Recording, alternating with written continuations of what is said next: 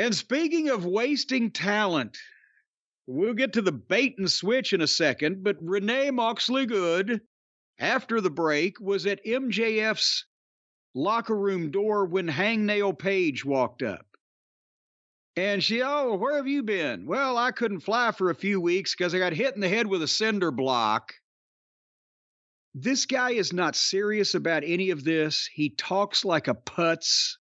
His promos never grip you or make any sense, really. Or if they do make sense, it's a story you don't care about, delivered in a blasé way from a bland white boy. And then the opposite walks in. Here comes MJF, but now they're both baby faces, but there's tension. And MJF did have a good line. It's great to see, you guys, you and Swerve out there fighting to see who gets the most STDs.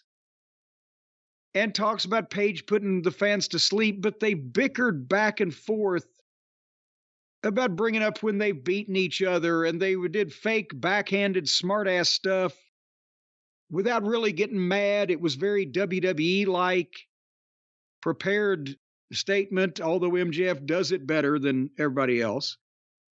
But MJF thinks Paige is the devil, and Paige thinks MJF is the devil, and they were almost ready to fight when Samoa Joe came in and pulled MJF away. So we got other things to think about tonight.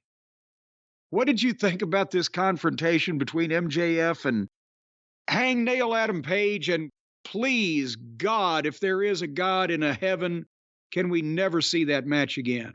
I actually thought this was one of the best things on the show. What? I did. I think this was more of classic MJF than anything else we've seen from MJF in a long time. And it was unexpected, which is nice for a change in AEW, something unexpected. You're like, okay, let's see where this goes.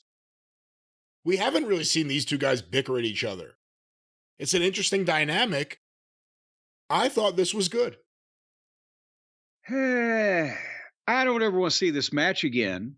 Do you remember seeing this match before? Because I don't. No, they had it once, I think. Do you remember? Well, they talked about a couple of them. No, I just don't want to ever see Hangnail Page again, to be honest with you. This fucking tofu motherfucker.